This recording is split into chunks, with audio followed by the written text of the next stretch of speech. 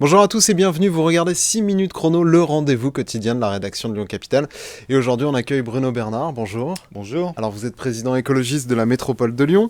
Ce lundi s'est ouvert la COP 27 en Égypte, à Sharm el-Sheikh, en l'absence d'ailleurs de certains des plus gros pollueurs du monde. On peut penser notamment aux Chinois, aux Russes, aux Américains, dont la présence est incertaine. Est-ce que cet événement a encore un sens, sachant que les objectifs fixés dans les précédentes éditions sont rarement tenus ? La coopération internationale a un sens, il faut la poursuivre, mais on n'attend pas grand-chose de cette COP. On sait déjà qu'on n'arrivera pas à tenir le réchauffement climatique à 1,5 degré. Donc il faut réorienter les choses, les poser réellement et enfin agir. Les signaux internationaux ne sont pas très bons, la guerre en Ukraine, l'Europe qui ne fonctionne plus très bien, le couple franco-allemand en difficulté, l'Italie qui a élu une première ministre d'extrême droite, mais il y a aussi des signes positifs comme l'élection de Lula.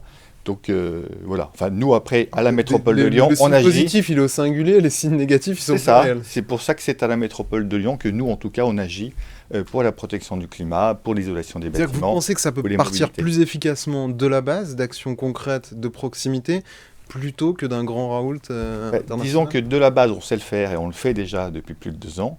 Et qu'au niveau international, on a moins le contrôle sur les choses, mais ça serait beaucoup plus efficace de le faire à un niveau plus élevé, français, européen et naturellement mondial. Pour se situer à notre niveau lyonnais, un des plus grands exemples de la transformation que vous voulez décliner localement, c'est la ZFE, zone à faible émission, où vous êtes plus ambitieux là-dessus que le projet du gouvernement. Vous avez enfin obtenu quelque chose que vous demandiez depuis longtemps, la possibilité de mettre des radars pour la contrôler, effectivement. Ça va pouvoir être fait avec une amende de 68 €. Qu'est-ce que vous allez en faire ? Combien vous allez en installer des radars et quel est l'objectif au final ?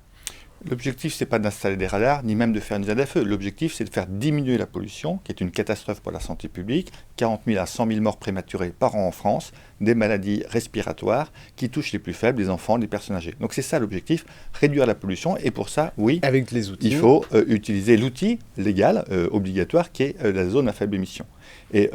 Parce que pour l'instant, je crois qu'il y a eu sans contrôle, même pas sans amende dressée. Pour l'instant, à partir du moment où il n'y a pas de contrôle, naturellement, c'est peu efficace. Mais je rappelle que pour les véhicules particuliers, nous sommes en phase pédagogique et que c'est à partir du 1er janvier que les véhicules critères 5 les plus polluants, ceux qui ont déjà 22 ans, diesel, sont interdits et qu'on va y aller progressivement. Et oui, il faut contrôler, donc ça fait quand même maintenant plus de 2 ans et demi que le gouvernement nous promène et retarde d'année en année la date d'installation de radars qui sont nécessaires. Si on fait une politique de contrainte pour interdire les véhicules plus polluants, il faut naturellement pouvoir contrôler. Et alors quand est-ce que vous avez bon espoir de pouvoir mettre ces fameux radars ? Quand est-ce que vous allez les acheter ? Quand est-ce que vous allez nous les achèterons quand ils seront disponibles et installables. On m'annonce maintenant, pas avant mi-2024.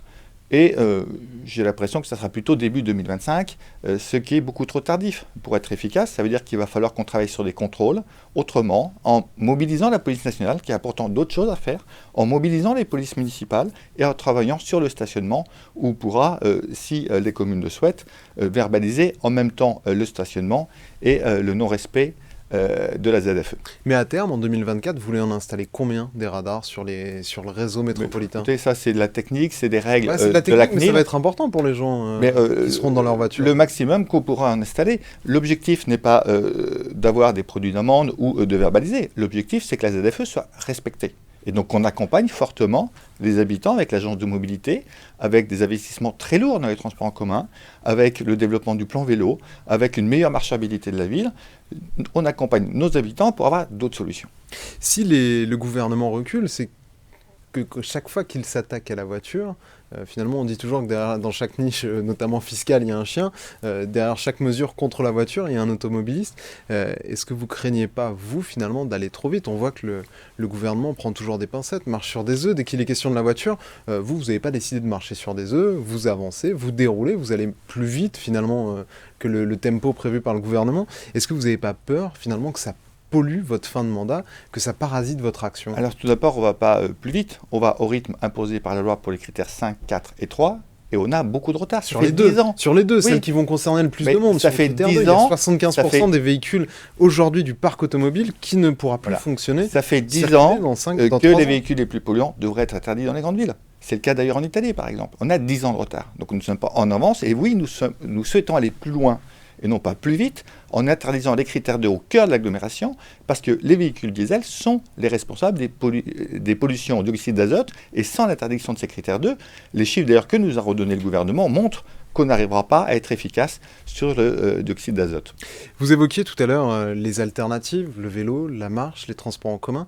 Vous êtes aussi président de l'organisme qui gère les transports en commun dans la métropole de Lyon. Est-ce que vous avez l'impression qu'en ce moment, les transports en commun donnent envie de basculer, d'abandonner sa voiture pour aller vers le métro quand on voit les séries de pannes qui ont lieu en ce moment ? Alors d'abord, on a un réseau de grande qualité, le meilleur en France avec l'Île-de-France de très loin. Il y a presque autant de jours aujourd'hui avec des incidents que sans incidents. Alors oui, nous avons un incident très fort à la rentrée. Au mois d'octobre, c'est 5% du temps où le métro B n'a pas fonctionné. Ça veut dire qu'il fonctionnait 95% du temps, avec des fréquences en 2 minutes aux heures de pointe, et un métro de grande qualité. Mais oui, nous avons des problèmes techniques qui sont en train d'être résolus. Il faut être un peu patient, et c'est pourquoi.